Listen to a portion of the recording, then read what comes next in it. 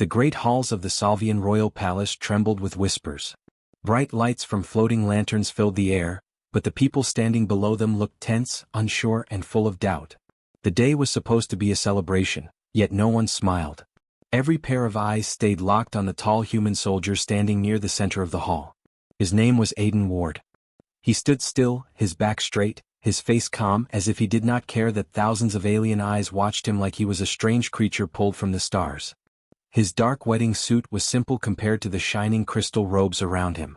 Humans were known to be practical. Salvians were known to be elegant. The difference showed clearly. Across the hall, Princess Lunara entered quietly. Her steps were soft, but everyone moved aside the moment she appeared. Her silver hair glowed under the lanterns, and her bright violet eyes held a cold determination.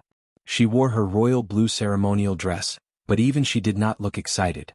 No one expected her to marry a human, and yet she was walking toward one. 2 weeks earlier, a war had almost started. Salvian ships and human ships faced each other at the border. One wrong move and the galaxy would have burned. But then the Royal Council made a decision that shocked both worlds: a marriage alliance. A union to force peace. A binding promise that no one could break easily. Princess Lunara had been chosen to represent the Salvians. Aiden Ward had been chosen to represent the humans. No one knew why he was chosen. Humans usually sent diplomats, not soldiers. But the human commander insisted Aiden was the right one. Now the two stood face to face. Lunara stopped before him, her face calm but unreadable. She studied the human carefully. He did not look dangerous, but he also did not look weak. His eyes were steady, focused, and strangely gentle. She had expected something different, maybe a man full of pride or arrogance. Instead, he looked surprisingly respectful. Aiden bowed his head slightly. "It is an honor to meet you, Princess Lunara." His voice was quiet, controlled, and steady. Lunara's expression softened just a little. "May this union protect our people." Aiden nodded. "I will do everything I can to help that happen." The ceremony began. Salvian priests circled around them, their robes glowing softly. Aiden listened carefully to every instruction. Lunara noticed he didn't flinch, didn't look nervous, and didn't show fear, even though he stood in a hall full of Salvians who whispered that he didn't belong. The human is too fragile. Why send a soldier? Do they want to show strength? Princess Lunara deserves someone better. Aiden ignored every whisper. When the final words of the binding vow were spoken, a thin silver light wrapped around their hands, a Salvian tradition showing unity. Aiden watched the glowing band with curiosity, almost fascination. "It feels warm," he said softly. Lunara blinked. She hadn't expected him to speak to her during the ritual. "It is a symbol of peace," she said. Aiden smiled faintly. "Then I'm glad it's warm." For a moment, her heart softened. Just a little. The ceremony ended and applause filled the hall, not loud cheers but polite clapping from people still unsure about what they had witnessed. Lunara's mother, Queen Seraphine, stepped forward. "Daughter," she said quietly, "your duty today will shape the future of our empire." Lunara nodded. "I understand." Queen Seraphine turned to Aiden. "Human soldier, I hope your world keeps its promise." Aiden placed a hand on his heart in a respectful gesture. "I will keep mine." Queen Seraphine studied him for several long seconds before giving a slow nod. When Aiden and Lunara walked out of the hall together, every eye stayed locked on them. They were two different worlds forced into a single path. Neither truly knew what to expect from the other.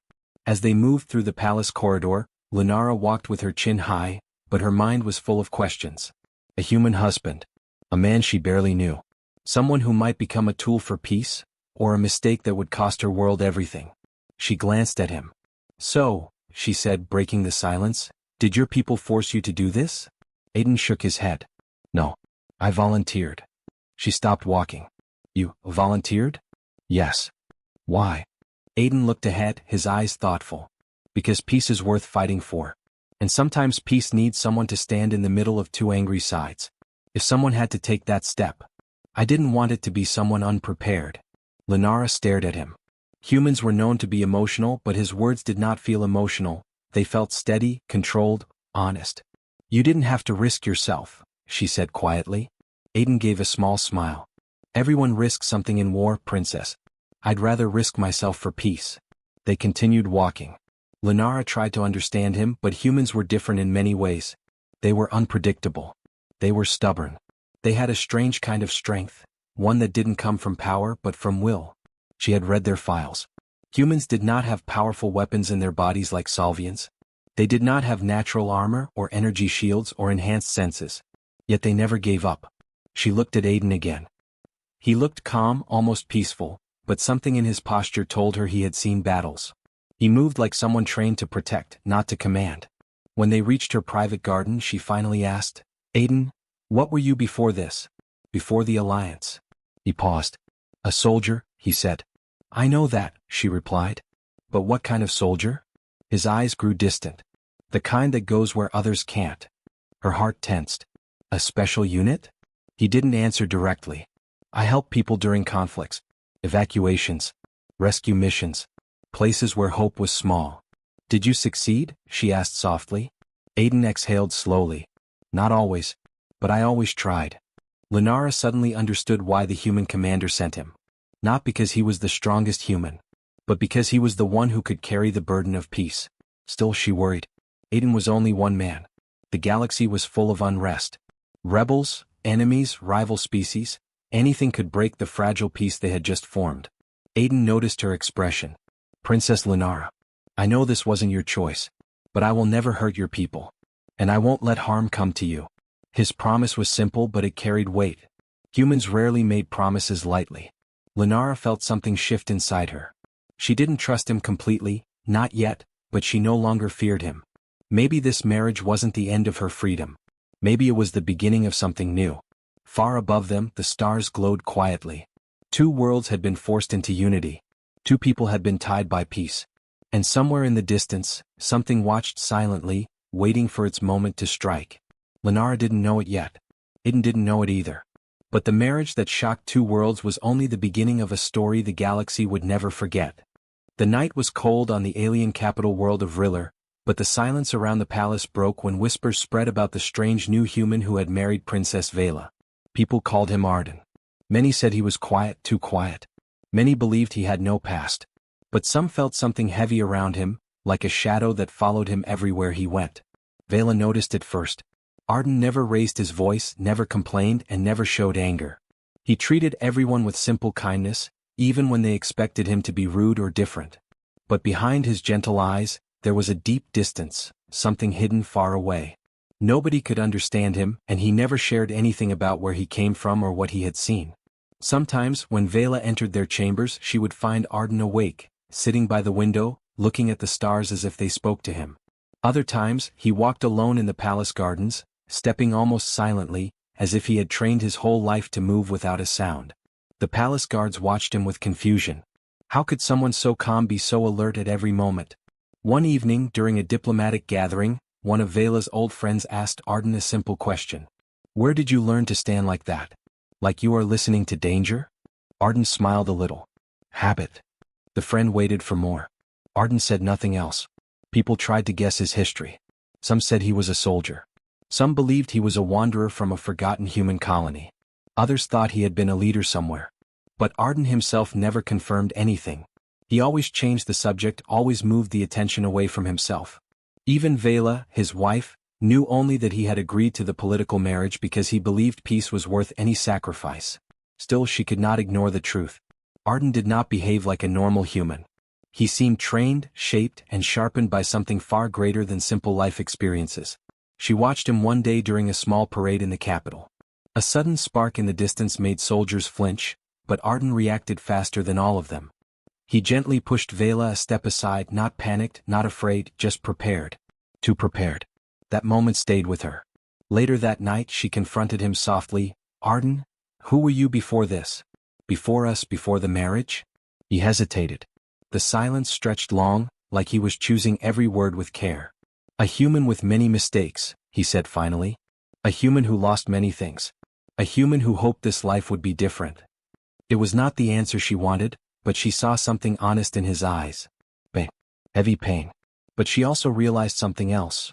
Whatever he had survived, it had changed him in a permanent way.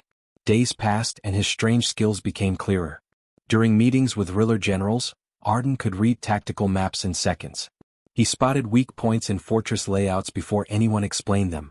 He knew battle patterns that the alien strategists studied for years. He even recognized enemy weapon designs faster than their own engineers.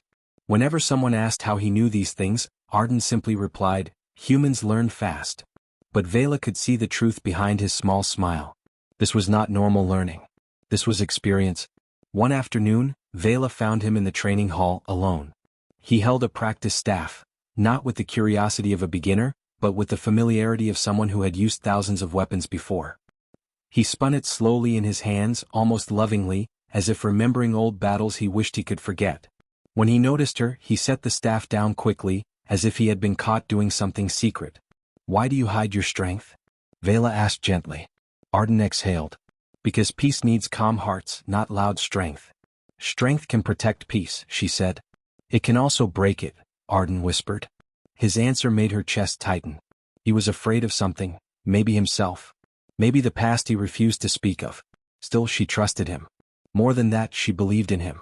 And slowly he began to relax around her. He helped her with political work, advised her in private, and supported her openly. When she struggled with decisions, Arden always guided her with careful, thoughtful words. He never tried to control her position. Instead, he lifted her up, helped her shine brighter.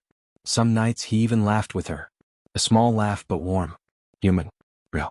And yet, every time news arrived about rising tensions with the hostile empire called the Dracian Dominion, Arden grew quiet again. He read every report with a heavy expression. He memorized enemy movement patterns without being asked. He paid close attention to small details others ignored. It was like he had studied the directions long before he ever married into the Riller royal family. One evening, after a security briefing, Vela finally asked him, "Arden, do you know the directions? Have you faced them before?" His answer came slowly. "Yes." Her breath caught. He looked down, hands clenched as if remembering something terrible. "I fought them long ago," he said. "When I was part of something different. Something humans rarely speak about." "What were you?" she whispered. Arden shook his head. "Someone I promised never to be again." Vela stepped closer and touched his hand. "Arden, whatever you were, you are not alone anymore." He looked at her with soft eyes. For the first time she saw fear mixed with hope. And she understood something important. Arden was not dangerous to her world. He was dangerous to those who threatened it. But he would never reveal his past unless forced to. And soon the galaxy would force him. Because the Dracian Dominion was already preparing for war again, stronger, bolder, and closer. Their war fleets moved like shadows through the border stars. And the quiet human with the hidden past?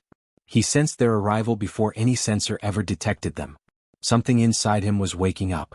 Something the galaxy was not ready for. The sun of Riller rose red the morning the rebellion began. It started as a whisper in the lower districts, then turned into shouts, then into fire. Princess Vela woke to alarms echoing through the palace halls, and the first thing she did was look for Arden. He was already dressed, already alert, already standing near the window as smoke rose from the far side of the capital. "They are moving faster than expected," he said quietly. Vela stepped beside him. "Who?" "Dracian agents," he replied. "They have been waiting for a chance to break the alliance. Someone inside Riller is helping them." Her heartbeat quickened. The peace treaty with humans was still new, still fragile. Many Riller nobles hated it. Many believed humans were too weak, too simple, too unpredictable to trust. And now those hateful voices had joined with Dracian shadows. Vela grabbed her cloak. "We need to go to the council chamber. The high ministers." "Already in danger," Arden said calmly. "We must move quickly. Follow me." She did not question him. She trusted the strange instinct in him that always seemed to know danger before it arrived. As they moved through the palace, guards followed. But as they reached the eastern corridor, explosions shook the walls. Smoke burst through the halls. Rebel soldiers, Riller soldiers, stormed inside wearing red armbands. "They're trying to reach you," Arden said, stepping in front of her. The guards attacked first, but the rebels outnumbered them. Vela saw fear rise in her protectors, but Arden stepped forward with calm eyes and steady hands. He did not carry a weapon. He did not need one. When the rebels swung their blades, Arden moved faster. Not with anger, not with fear, but with a smooth, trained precision. He disarmed one attacker, then another, using only his hands. He pushed Vela behind a fallen pillar as he fought. The guards stared in shock. They had never seen a human move like that. Vela watched too, breath shaking. Every time she thought Arden would fall, he became faster. Every time she thought he would strike too hard, he stopped himself. He did not kill a single rebel. He only disabled them, leaving them alive. When the rebels retreated, Arden turned to her with worry in his eyes. This is only the beginning. Someone is directing them. Vela nodded. We must get to the council. They must understand this is not just internal anger. It is an attack. Arden hesitated. Vela, when we face them, I may need to reveal part of my past. She froze. The past he feared. The past that followed him like a shadow. Only if you must, she said softly. They moved through hidden passageways toward the council chamber. But halfway there they encountered a group of ministers running toward them. Their leader, Minister Kalen, looked terrified. Princess, rebels have taken the communications tower. They are sending false messages to the outer colonies. He wiped sweat from his brow. They are trying to make it look like humans betrayed us. Arden stepped forward. That is the Dracian plan. They want the alliance broken before their fleets arrive. But Kalen's eyes narrowed. And how do you know this, human? How do you know their moves as if you worked with them? Vela stepped between them. Because he is trying to protect. No, Arden said quietly. Let him ask. Kalen glared. Tell us who you really are. Tell us why the rebels fear you more than our own soldiers. Arden's eyes darkened slightly, but his voice stayed calm. I was part of a unit in the Human Protectorate. A special one. We fought directions long before your world ever met them. I know how they think. I know how they move. Kalen scoffed. A secret soldier? A weapon in human skin? Arden said nothing. Vela stepped forward. He is my husband. He is loyal to this alliance. But Kalen shook his head. Loyal? Or hiding something? More explosions shook the palace. Smoke filled the corridor. A wounded guard ran toward them. Princess, the rebels have overrun the council wing. Before he finished, a blast hit the far wall. Rebel fighters rushed in. Kalen fled. The ministers panicked. But Vela and Arden held their ground. The leading rebel pointed at Arden. That human must die. The alliance dies with him. Arden stepped forward, hands raised. You don't want to do this. But they charged anyway. Arden moved with speed that blurred. He redirected attacks, swept feet, blocked strikes. Vela watched with awe and fear as he protected her with every step. But no matter how skilled he was, more rebels arrived. Too many. They retreated down a side hall, blocking doors behind them until they reached a quiet, dark maintenance corridor. Vela leaned against the wall, catching her breath. Arden, how long can we keep running? He stood in silence for a moment. We don't run, he said softly. We expose the truth. Someone high in the council is controlling the rebellion. If we find that person, we break the Dracian plan. Do you know who it is? I have a guess, he said. Kalen. Vela's eyes widened. He hates the alliance, but to join the directions? Hatred makes people blind, Arden whispered. And easy to control. They headed toward the communications tower, where the rebels were sending lies to the colonies. If they could stop the false messages, they could save the alliance. The path was dangerous. Twice they had to avoid patrols. Once they hid in a storage room as rebels marched past. Arden guided them with careful steps, using his training to predict every movement. When they reached the tower entrance, they saw rebels guarding it. Inside, Kalen stood at the central control panel, sending orders across the planet. Orders meant to ignite civil war. Vela stepped out. Kalen, stop this madness. He turned, eyes burning with anger. The alliance with humans weakens us. Your human husband is a threat. So I made a deal with the directions. They promised power. They promised freedom. They promised to use you, Arden said. Kalen sneered. You think you can stop a rebellion alone, human? Arden stepped forward, calm but unshaken. I don't need to stop the rebellion. I need to stop you. The rebels charged. Arden fought with controlled force, disabling one after another. Vela pushed through the chaos and shut down the control panel. Kalen screamed and attacked her, but Arden intercepted him and pinned him to the ground. The false messages stopped. The truth spread quickly through the colonies and the capital. Rebels began surrendering as they learned they had been used by Dracian agents. When the fighting ended, Vela and Arden stood alone at the top of the tower, watching the fires fade. The alliance survived, Vela whispered. Arden looked toward the stars, the direction of the Dracian border. Yes, but the directions will not stop now. They know I'm here.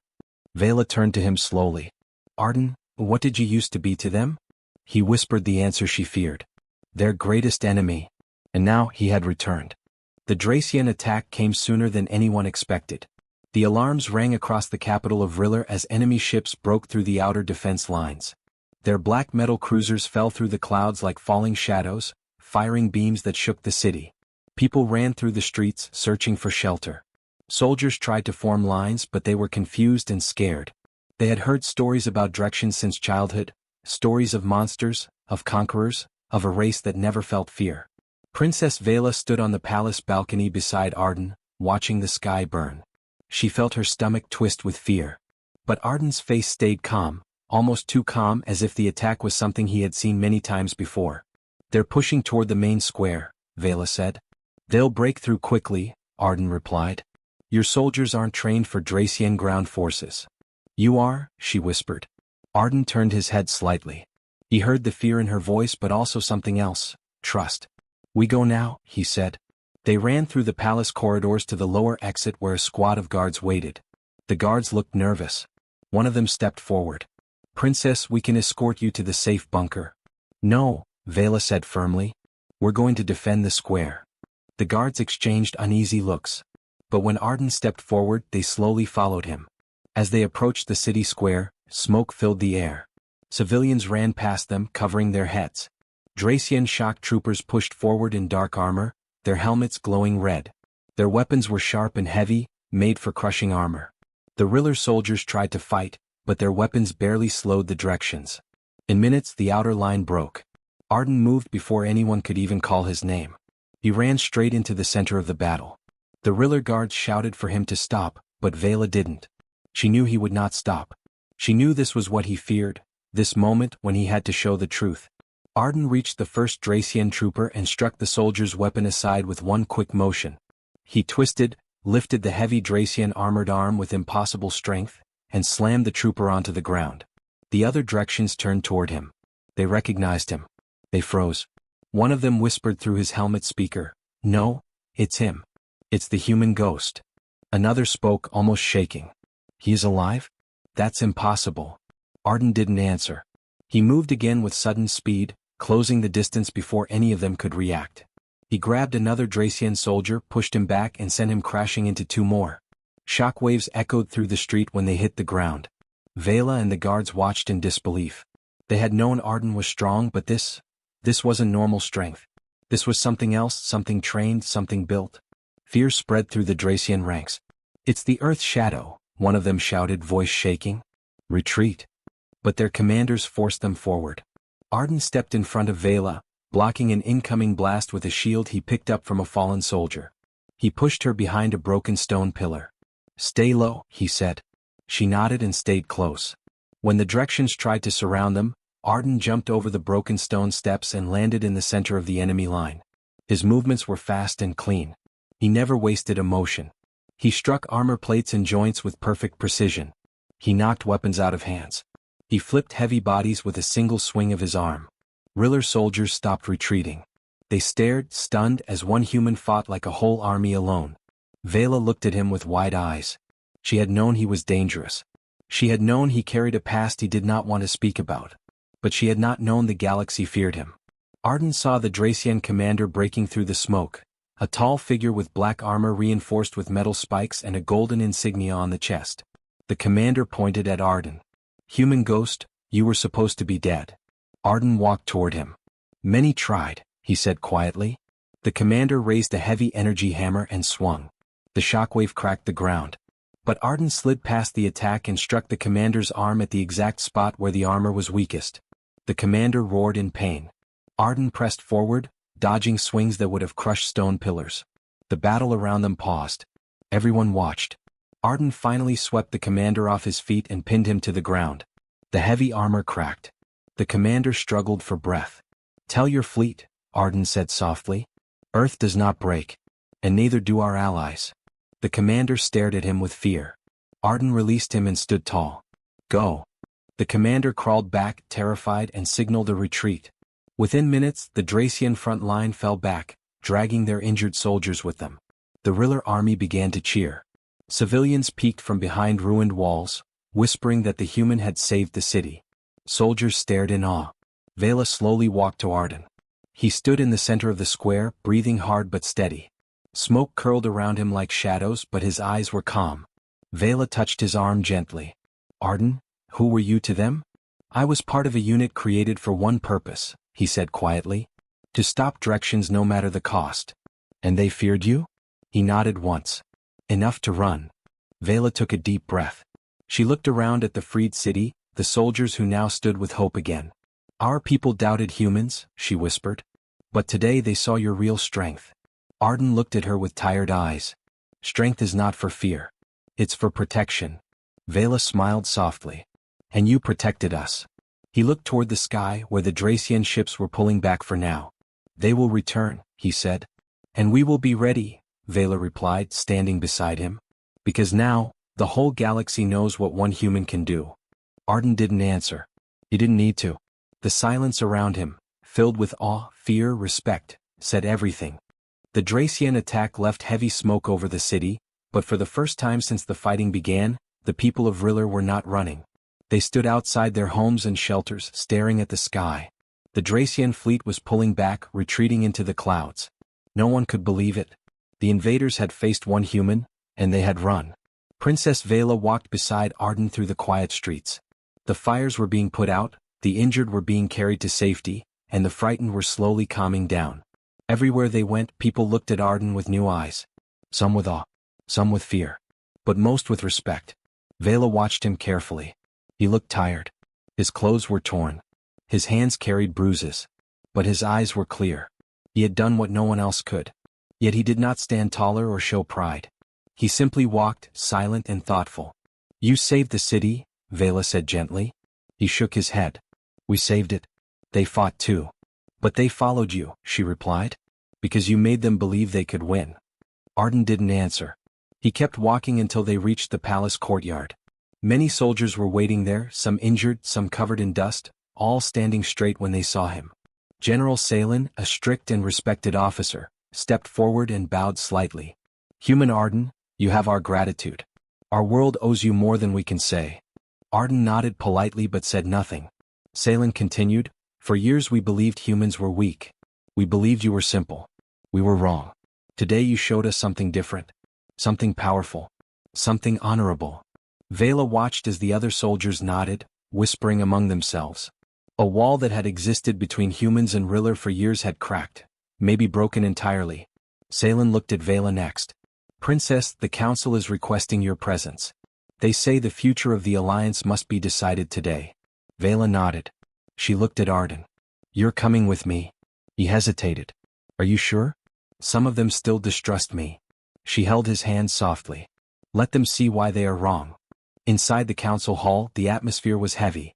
Ministers sat at a long circular table, some with bandages, some exhausted, all shaken by the recent battle. At the center of the table was Minister Kalen's chair, empty now. After his betrayal, he had been arrested and taken away. His absence made the hall feel different, less tense, more open. Minister Rylos, the eldest and wisest member, stood as Vela entered. Princess Vela. Human Arden. Please sit. They took their seats, though Arden stayed slightly behind Vela, not wanting to dominate the room. Rylos spoke first. We called this meeting to discuss the alliance. There is fear among our colonies that humans might be hiding their true power. And there is fear that directions will attack again soon. A younger minister leaned forward. If one human is this strong, what if humans are hiding an army of such warriors? Arden raised an eyebrow. We are not. He paused. I am unusual among my people. I was part of a unit trained for one purpose. But humans are not born like this. We are not all soldiers. We are farmers, teachers, explorers. We want peace more than war. Vela added, and he used his strength to protect us. Not to harm. The ministers whispered among themselves. After a moment, Minister Rylos spoke again. Our world has never seen a human like you, Arden. And yet, you did not ask for power. You did not attack us. You fought for us. An older minister nodded. The people are talking. They say they trust the human more than some of our own council. Vela tried not to smile. Rylos continued, we all saw what happened today. The directions fear you. The rebels followed lies because they underestimated humanity. We did too. But now we must ask ourselves, do we fear humans, or do we trust them? The hall fell silent. Vela stood slowly. The directions want our alliance to fall. They want us divided. They want us afraid of each other. But today we saw the truth. Humans are not our enemy. They are our closest hope. Arden looked down, uncomfortable with the praise, but Vela continued. I married Arden for peace. At first, many thought it was only politics. But today he proved something greater. He proved that trust is stronger than fear. He proved that our two worlds can stand together. And win together.